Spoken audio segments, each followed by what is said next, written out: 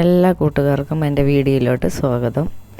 ഇന്ന് ഞാനിവിടെ കാണിക്കുന്നത് എൻ്റെ വീട്ടുമുറ്റത്ത് ഗ്രോ ബാഗിൽ ചെറിയതായിട്ട് ഞാൻ നട്ട ചീര, മുളക് എന്നതിനെക്കുറിച്ചുള്ളൊരു കുഞ്ഞു വീഡിയോ ആണ്.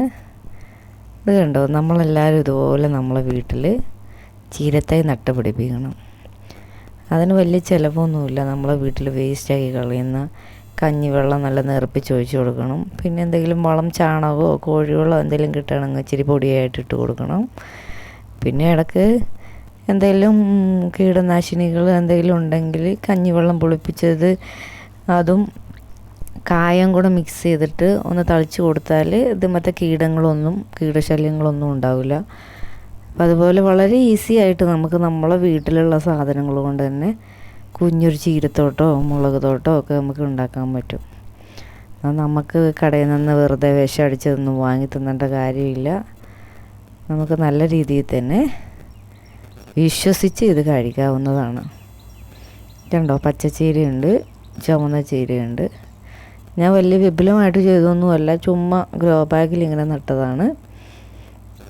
അതുകൊണ്ട് നമുക്ക് കറിക്ക് ആവശ്യമാകുമ്പോൾ ആരോടും ചോദിക്കുകയും പറയുകയൊന്നും വേണ്ട, നമുക്ക് തന്നെ വെട്ടിയെടുത്ത് നമുക്ക് കറി വെക്കാം. അതുപോലെ എൻ്റെ സുഹൃത്തുക്കളെല്ലാവരും ഇതുപോലെ ഒന്ന് ചെയ്യണം കേട്ടോ. ചുമ്മാ വീട്ടിലിരിക്കണ അമ്മമാർ, ചേച്ചിമാരും എല്ലാവരും ഉണ്ടാവും. അപ്പോൾ അവരൊക്കെ ഒരു ടൈം പാസ് വേണം. നമുക്കിതൊക്കെ ഇങ്ങനെ കാണുമ്പോൾ കണ്ടോ, ഈ ചീരയൊക്കെ ഇങ്ങനെ കുറച്ച് നേരം നോക്കി നിൽക്കുമ്പോൾ നമുക്ക് മാനസികമായിട്ട് ഭയങ്കര ഒരു സന്തോഷം ഉണ്ടാവും.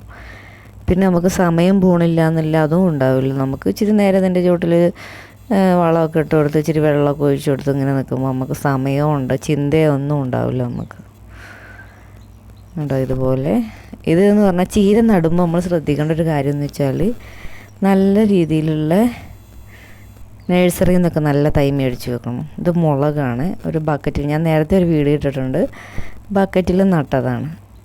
പൊട്ടിയ ബക്കറ്റ് നമ്മൾ സൈഡിലെല്ലാം ഹോൾസ് ഇട്ട് ഒരു 8-10 മുളക് തൈ നമുക്കിതിലിങ്ങനെ നടാൻ പറ്റും. ഇങ്ങനെ ചെയ്യുവാണെങ്കിൽ ഇതിങ്ങനെ കട്ട് ചെയ്യുന്നൊരു വീഡിയോ ഞാൻ പിന്നെ ഇട്ട് തരാം.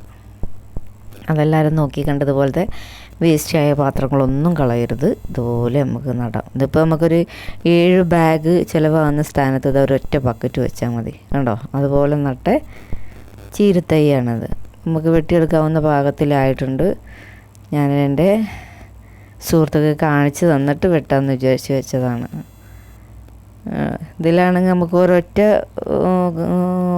ഒരു മൂട് എടുത്താൽ തന്നെ ഒത്തിരി കറി വെക്കാനുള്ള സാധനങ്ങളുണ്ട്. ബക്കറ്റിലെല്ലാം കണ്ടിക്കുകയാണെങ്കിൽ നമുക്ക് 2 നേരം കറി വെക്കാം, അതിനുള്ള സാധനമുണ്ട്. നിങ്ങളെല്ലാവരും ഇതേപോലെ പൊട്ടിയ ബക്കറ്റൊക്കെ വലിച്ചെറിയാതെ ഇതുപോലെ ഓരോരോ സൂത്രപ്പണികളൊക്കെ ചെയ്തിട്ട് നല്ല രീതിയിൽ കൃഷിയൊക്കെ ചെയ്ത് നല്ല മനസ്സും ആരോഗ്യം എല്ലാം നിറഞ്ഞതാട്ടെ എല്ലാവരുടെയും. അതിന് പ്രത്യേകിച്ച് ഈ ചീരയ്ക്കെന്ന് പറഞ്ഞാൽ പ്രത്യേകിച്ച് വളമൊന്നും വേണ്ട. ഇച്ചിരി ചാരവും ഇച്ചിരി കോഴിവളവും, അത് നമുക്ക് കിട്ടുന്ന വളം, കോഴിവളമാണെങ്കിൽ കോഴിവളം, അല്ലെങ്കിൽ അടുക്കള വേസ്റ്റുകൾ ഒരു ബക്കറ്റിന് നടുവിലായിട്ടൊരു പൈപ്പ് വെച്ചിട്ട് അതിൽ കൊണ്ടുപോയിടണം. അപ്പോൾ അതിന് നീരെല്ലാം ഇറങ്ങി അതിൻ്റെ ആ സ്ലറി എല്ലാം ചെടി വലിച്ചെടുത്ത് നല്ല സൂപ്പറായിട്ട് ചെടി വളരും. അത് പ്രത്യേകിച്ച് വളത്തിൻ്റെ ഒന്നും ആവശ്യമില്ല.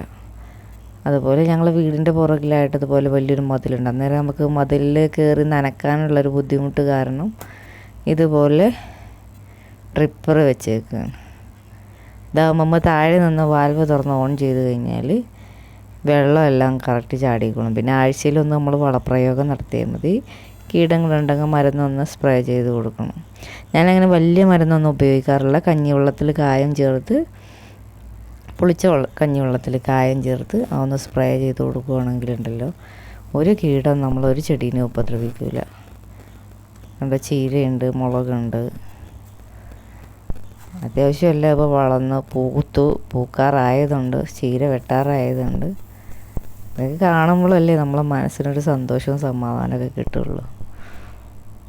നമ്മളെ കൈകൊണ്ട് നട്ട് നമ്മൾ തന്നെ അതൊന്ന് പറിച്ചെടുത്ത് കറി വെക്കുമ്പോൾ അതിൻ്റെ ഒരു വേറെ രുചി തന്നെയാണ്. ഈ പച്ചച്ചീരയൊക്കെ ഞങ്ങൾ വെട്ടിയതിന് ശേഷം കിളുത്ത് വന്നതാണ്. എല്ലാം പറിച്ച് മുളകൊക്കെ പൂ വരാറായി. ഇതിനൊന്നും പ്രത്യേകം നമ്മളിതിനായിട്ട് സമയം ചിലവാക്കേണ്ട കാര്യമൊന്നുമില്ല. രാവിലെ ജസ്റ്റ് ഒരു 10 മിനിറ്റ് ഒന്ന് കയറി നോക്കി ഒന്ന് തൊട്ട് തള്ളോടി ഒന്ന് ഇറങ്ങണം. അങ്ങനെ സമയം കിട്ടുമ്പോൾ അതുപോലെ നമുക്ക് തന്നെ കയറി നോക്കുമ്പോൾ നമുക്കും മനസ്സിനൊരു സമാധാനം കിട്ടും. ഉണ്ടാവും മുളകൊക്കെ പൂക്കാൻ തുടങ്ങി. നല്ല രീതിയിൽ തന്നെ. നമ്മളൊരു ചെടി നട്ട് കഴിഞ്ഞാൽ ഇതുപോലെ പടർന്ന് പന്തലിക്കാനായിട്ട് നമ്മളൊരു 5 ഇല 6 ഇലയൊക്കെ ആകുമ്പോൾ തൂമ്പ് ഒന്ന് നുള്ളി കൊടുക്കണം. അന്നേരം ശിഖരങ്ങൾ വരും. ആ ശിഖരങ്ങൾ വന്ന് കഴിയുമ്പോൾ വീണ്ടും ഒന്ന് നുള്ളി കൊടുക്കും. നല്ല പടർന്ന് പന്തലിച്ച് നിന്നോളും. ഒരു മുളക് തൈ ആണെങ്കിൽ നമുക്ക് ഒരുപാട് മുളക് തൈ വെച്ച പോലെ തോന്നും അന്നേരം. കണ്ടോ, ഇവിടെ ഞാൻ ചീര നട്ടിട്ടുണ്ട്. ചീരയാകുമ്പോൾ നമുക്ക് പെട്ടെന്ന് വിളവെടുക്കാം. പിന്നെ ചെറുതായിട്ട് 2-3 മൂട് ഇഞ്ചി നട്ടിട്ടുണ്ട്. കാബേജ് നട്ടിട്ടുണ്ട്. നമ്മളെ വീട്ടിലെ ആവശ്യത്തിന് നമുക്ക് വലിയ കൃഷിത്തോട്ടമൊന്നുമല്ല, എന്നാലും ചെറിയ രീതിയിൽ നമുക്ക് ആവശ്യത്തിന് പറിച്ചെടുക്കാൻ പറ്റും. കാബേജെല്ലാം മുട്ടിടാറായി, കൂപ്പി വന്നിട്ടുണ്ട്. കാബേജ് ഉണ്ടാക്കാൻ തുടങ്ങുകയാണെന്ന് തോന്നുന്നുണ്ട്. ആദ്യമായിട്ടാണ് ഞാൻ കാബേജ് നട്ടിട്ട് ഇതേപോലെ വരുന്നത്. ഇതിന് ചെറുതായിട്ടൊരു പുഴു കണ്ടോ, ഇത് കൂടി നിൽക്കണുണ്ടോ, പുഴുശല്യം ഇതിന് ഉണ്ടാവും നല്ലോണം. അതുകൊണ്ട് നന്നായിട്ട് ശ്രദ്ധിക്കണം. ഇതേപോലെ ഒന്ന് സ്പ്രേ ചെയ്ത് കൊടുക്കുകയാണെങ്കിൽ ആ പുഴുവിൻ്റെ ശല്യം ഉണ്ടാവില്ല. അപ്പോൾ എൻ്റെ വീഡിയോ എല്ലാവർക്കും ഇഷ്ടപ്പെട്ടെങ്കിൽ ലൈക്ക് ചെയ്യണം, ഷെയർ ചെയ്യണം, എല്ലാവരും ഒന്ന് സബ്സ്ക്രൈബ് ചെയ്യണം. ഇനിയും നല്ല നല്ല വീഡിയോസ് ഇടുന്നതായിരിക്കും. എല്ലാവരും കയറി ഒന്ന് കാണണം, എന്നെ സപ്പോർട്ട് ചെയ്യണം, മറക്കരുത്.